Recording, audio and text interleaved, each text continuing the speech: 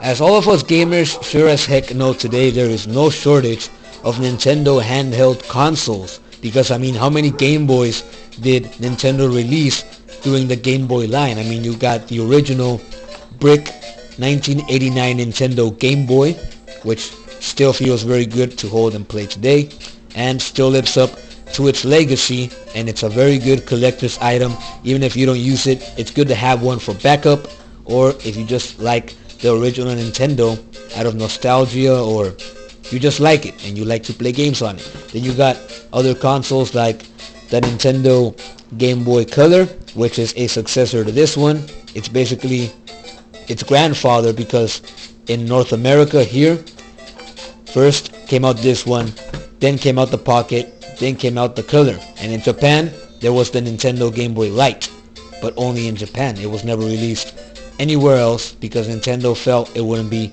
a good successor and that it wouldn't sell well outside of Japan, so they decided not to sell it out of that region. But you got the Nintendo Game Boy Color, very different from the Nintendo Game Boy. Well, actually not that much. The main differences are in size and quality of the screen mainly. But let's see, you start off with the Nintendo Game Boy, the original one from 1989, and well, you want to play your original Game Boy game titles on this. It still does its job very well, especially if you can find one in good condition like mine. As you can see, no damage whatsoever. There's just a little black pixel on the screen, but I can remove that by taking it apart and wiping it off with something, a cloth. Any suggestions? No? Well, I can clean that off. And well, the original Nintendo Game Boy feels very nice to hold in your hands still. Very hefty, very big. It uses 4 AA batteries, as you can see if I remove the battery cover. 4 AA batteries, which for its time was decent, although today you don't use batteries anymore to power your handheld Nintendo consoles or any of the competition consoles like the Sony PSP or the PS Vita. But it was good for its time, and even if you don't own rechargeable batteries like I do, regular AA batteries will last you 8 to 12 hours on this thing, as I've estimated from playing it. And well, it still lives up to its name. It's still a great handheld console that does its job very well, since they're very well built and the quality of the buttons and the screen is great. You have your contrast button on the side right here. You have your volume button. This is where you would connect the wire, the link cable, to trade Pokemon when Pokemon came out, or to play any games with people that had multiplayer functions, though not many in the era of this Nintendo Game Boy had that kind of feature. But it's there if you own a Nintendo Game Link cable for the original Nintendo Game Boy. You can find one and use it to play with someone else. Old school technology for the win. You have your volume switch right here. It's just like the contrast switch. You put it up and down and it changes the contrast of the screen. Here it changes the volume. And well, you have the speaker, your B and A buttons right here, colored pinkish, violet, reddish kind of color. Looks very nice. Contrast on the whitish, grayish color of the Nintendo Game Boy. And you have your solid D-pad right here next to your solid buttons and your comfortable select and start buttons that all feel great, and even with time they feel good to hold and press, and well, it just plays very well. This console does not disappoint even today and still lives up to its glory in the original Nintendo Game Boy era games.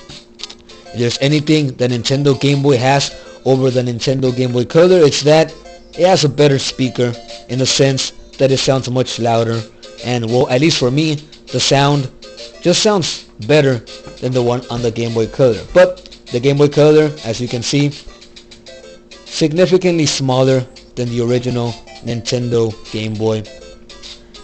Not as thick, as you can see, certainly not as heavy, although this one has 2 AA batteries. This one doesn't have anything inside, as you saw just a moment ago.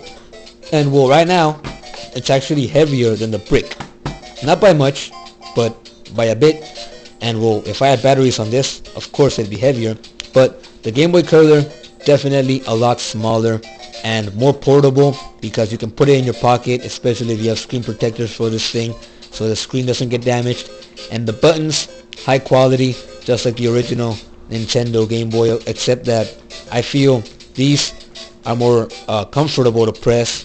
They still feel very nice to press. These are a bit smaller and they also feel good to press, but they don't give you that satisfaction of pressing them down that the original Nintendo Game Boy does.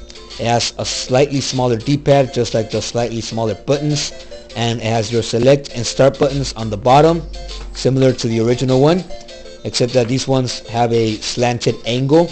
These ones are just horizontal next to each other, and it's a good placement. You really don't need anything else to play your Game Boy or Game Boy Color games on the Nintendo Game Boy Color. You put the cartridges on the back just like on the original one, although I like the design on this one better if you compare the two. Very protected with the original Game Boy. Not so much with this one, but you know, it does its job and it plays very well, and in the end that's really all that matters. And well, the Game Boy Color has better technology than the original, of course. You gotta keep advancing, and well, in the end it's all a matter of which one you prefer. Would the Game Boy Color kick the Nintendo Game Boy's bland monochromatic butt out the window, or would the brick smash the Nintendo Color? Game Boy Color. Bang! Ouch! That hurts right there. Well, that would hurt if I was the Game Boy. Which one would you go with based on the features of this? Color, monochromatic, greenish screen. Better volume though, not so good, volume kinda low. And well, they both play very good games. This one plays more since it plays the color games. Which one would you go based off of this versus review? I say you should go with both, but if you don't like Nintendo handhelds or just the Game Boy line in particular, you can always go with the Sega Game Gear. Why not?